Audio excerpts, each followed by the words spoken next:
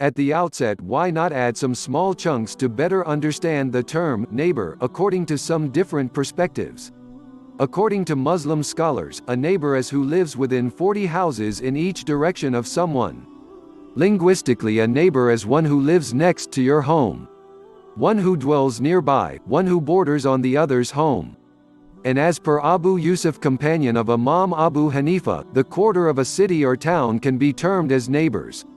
Let us now move towards Kitab-e-Hidayat, the Master Key Quran. What does the Quran say about neighbors?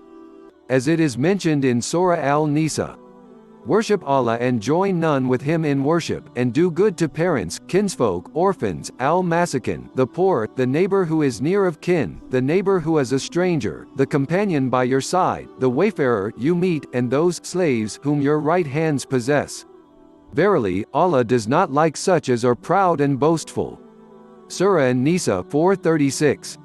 It is a known fact that before Islam the world was, as termed in the holy book Quran, Jahiliyyah. The humanity was at the brim of degeneration, and its survival being the representatives of God was on stake. Humanity has ignored the teachings of prophets past before the Prophet of Islam. Disbelief, darkness, ignorance, adultery, bloodshed, gambling was at its peak. This was the time when Allah SWT bestowed humanity Islam and sent the most inspirational man of all times. The world knew him with the name Prophet of Islam Muhammad SAW. Not a single human value was in order, let it be the faith, rituals, deeds or their social relationships. All were in their worst condition. Prophet of Islam was the institution that taught them the meanings of humanity, the core values that can be termed as human rights, etiquette, decency and all that is known in our current time the finest human behaviors. Along with so many things, the Prophet SAW emphasized the need for good relationships in society. The neighborhood was given much importance in that regard. As it is very clear from the sayings of Prophet Muhammad as it is mentioned in Al-Bukhari 5185 and Muslim 47, narrated from Abu Huraira that the Prophet, blessings and peace of Allah be upon him, said, "Whoever believes in Allah and the last day, let him not annoy his neighbor."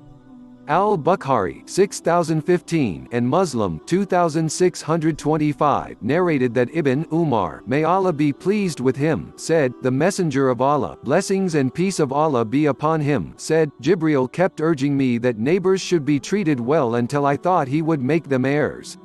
Abu Dar, may Allah be pleased with him, reported, Messenger of Allah PBUH commanded me thus, O Abu Dar, whenever you prepare a broth, put plenty of water in it, and give some of it to your neighbors. Muslim. In another narration of Muslim, narrated Abu Dar, may Allah be pleased with him, my friend, Messenger of Allah PBUH advised me saying, whenever you prepare a broth, put plenty of water in it, and give some to your neighbors and then give them out of this with courtesy. There are so many guidelines described in the Quran and religious scriptures that enhances the importance of good relationships with the neighbors. So briefly we can sum up the rights of the neighbors in the following lines, which also shows how much importance is being given in Islam to the topic such as this, as it is the basic part of a good and stable society. It is emphasized that one should grieve one's neighbor as he is into some sort of calamity. If he commits something, so it is said that being neighbors one should not disclose other one's sins, as it is clearly mentioned in Sahih Muslim, that, whoever conceals the fault of a Muslim, Allah will conceal his faults on the day of resurrection. It is also recommended that give your neighbor loan if he is facing economic problems and needs money, and do not harass him, and it is also emphasized not to raise one's walls without the permission of the neighbor, as it may hinder the air passage of the other. By looking at these mentioned lines and reading deeply, we can say Islam put too much emphasis on the importance of behaving nicely with the neighbors. This very thing may enhance the interpersonal relationships of humans around the globe, and the world can become a better place to live in. I would close the discussion with the beautiful saying of Prophet Muhammad "He is not a true believer who eats his fill while his neighbor is hungry." Bayhaqi.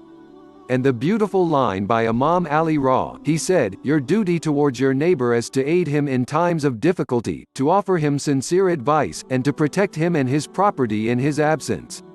May Allah guide us in the path that is of the righteous and the path which is of His beloved ones. Ameen.